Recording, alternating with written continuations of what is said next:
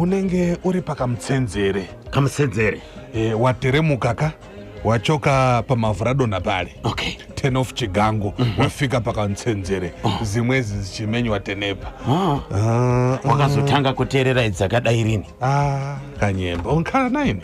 Ndiri kukubvunza ingopindura ka ndakatanga kuteerera gore rakati handiti I'm a very simple question. Wakazotanga kuteerera idzi gore ripi? Akakudzidzisa musambo ndianiwo. Akakudzidzisa musambo ndiani? Philip. Wakundidzidzisa music manje wewe? Kanyemba Philip ukana iwewe wakundidzidzisa music saka uri kutoramba mwana mudika kaita sei. Mai Gombedza anti Mevi makazonzwa ndisataura nakanyemba ndomatangira kunoitawo. Philip arutonditi wakazotanga kuteerera idzi gore ripi? Kanye Kanyemba Kanye muri vana vadiki pamusic musambo uyu muri vana vadiki pamusic. Tarisa kwauri kubva nako. Yes. Wakanzwa vanhu vane mutsindo wekuridza mbira nengoma. Vamwe wakati chimurenga, vamwe wakati thread. Unongotora zvemasyndrome. Ndizvozvo. But iwewe hauna zera nemusic. Uyu mukomana uyu Jairus Chabvonga ndewe papi panyombwa apa. Yes. Ndozviziva. Saka unotaura kuti iwewe hauna zera nemusic iyi. Saka ye Jairus tozomuti kudi? Aish. Noti mumwanoka kuna ine. Ndiani? Jairus. Wasvitsa makore mangani? Ndi mung'ono uyu Kanyemba. Wasvitsa makore mangani? Ndarewa pano wandari kudziwa. Ndiri kukubvunza ka. Andi ndauya ini ndakukubvunza manje. Zvakanaka Kanyemba. Kana newe futi. Uite muse. Uite unge Everton wazvidza. Kumukirwa makuseni.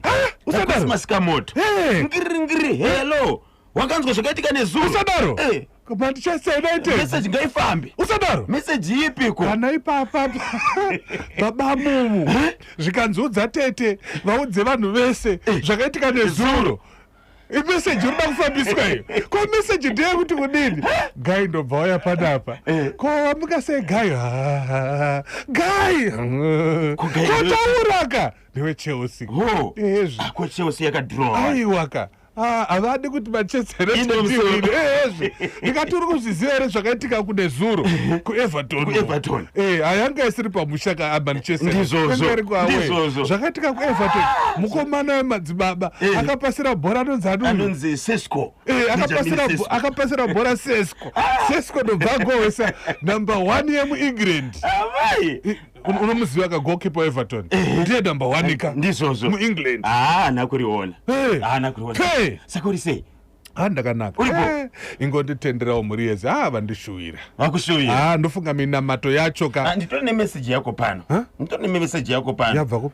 Iri kubva pasvisva apa. Usadaro Kanyemba. But ndinoti kwaBosi Zvemunyati. Haya no, pasvisva kuna vanhu. KBS ndiri kukumbira undiudzirewo kaBlafidza kuti auye atore nzungu kuno kwaMusana kwaMugabe Shamva Road. Ndinonzi Mai Abel Samoyo. Fitsa message yangu. Undipase kanhamba kuitira madirections because weekend. Saka da unotora nzungu. Kutadza nei. Okay. Chipo chauya kaiti. Ndizvozvo. Ngazvirambe zvakadaro. Ndapatiwa naMwaruza. Aripo paKanyemba. Ati chiri kupata uko. kuKanyemba. Andipase namba za Philip. Kana kumponyera. Saka unyangare. Afuna kuika pafoni. Afuna kuponya pafoni. Mwaruza. Ndodziroka ndambonzwa kashoko rabva kuna sister Ruru. Zvikanzi ubate Mr. George. Okay. Anzwa nepresent yako. Ye-birthday. Usadaro. Pase 1 electronic. Akochika Nyemba. Unogona kupiwa. Unogona kupiwa. Cell phone. Kana ma-earphones. Aiwa, mashoko abva kuna sister. Ungati zveshuwa vamwe vese kungofamba wane phone. Ma-earbuds. Unopiwa phone yokuita sei? Varimi vasister Ruru. Kusvikira wandiudza kuti makore ako mangani? 84. Yeah, it's okay. Kwanduri mwana mudiki okay. Mwana mudiki wakuita sei? Une makore anoika nangu here. Tiri kushanda tese panapa. Sinokuti tichishanda tese panapa. Takaenzana.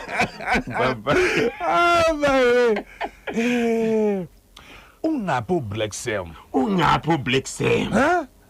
Kungodzoka kwaita baba Harare magitare Black Sam mamuchabatika. Black Sam is a busy man. Black Sam is a unoiziva here. Unoiziva. unoiziva kambani yake inonzi kudi ndakuyebwa mpang'ono inonzi kudini ke Bionic engineering basa ravari kuita rakutimizira kusimuka kwa NDS2 kusimuka kwa ufuru wa dziko andala black semuka patikani lero the special day ya Philip Makaji kongo ndichemera kubwera kuno pa jobs pale mumuledzerese nzwaya zache zitatani lambo irafa ko irafanyi kolamba kode zroda nati stavo ko imbo nyangala ko lambo kuti wonoti ya batani stavo pakwenda gbejedura lambo Stavo ndakutauta manje aiwa Stavo ndakutauta manje ndirakuza kuti wani makanika chawa makanika kadiki makanika katu makanika taku makanika majira na makanika fatso iwewe ka fatso na Ottoman Joseph Cheta waimhoreswa kana honorable Manjeya Godfrey Honorable Manjeya Godfrey pamasindro okay dzulo manje wanga uri kupoka wana duma nani na John Mudzonga unamuona upo ni John Ramona kanyembo atitani benza kuna kanyembo atibwere lini kuruma kana Mr Ebenezer Mr Ebenezer Poswet Mr Ebenezer aiwa no problem eregati wabati hapana zvoda nditirawo hapana rega ndione kuti ndikuitira seka pa weekend apa ndokuna kudza kuti go and see Victor kana kuti go and see Madzibaba Chipaga iwewe ndonzani iwewe kanyemba kasingatokoti akayembe kakobwe ndikuona kanyemba iwe